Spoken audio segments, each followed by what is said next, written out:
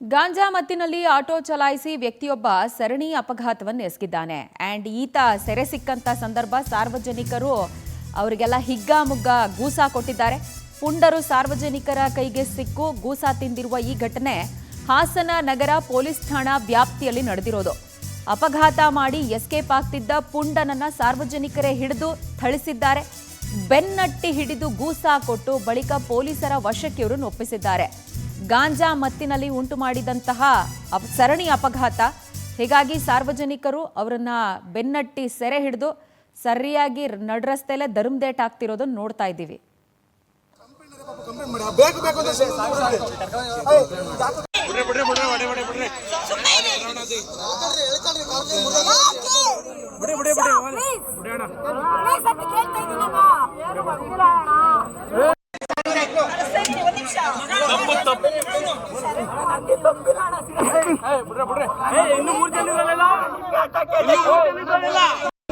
ಐದು ನಿಮಿಷ ಆಗಲ್ಲ.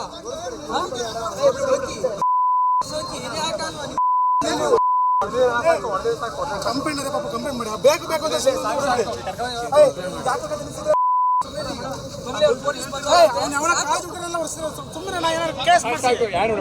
ನಾವು ಇಷ್ಟೆಲ್ಲ ಕಷ್ಟಪಡಿದ್ವಿ. ಎಷ್ಟು 5 ನಿಮಿಷ ಆಗಲ್ಲ.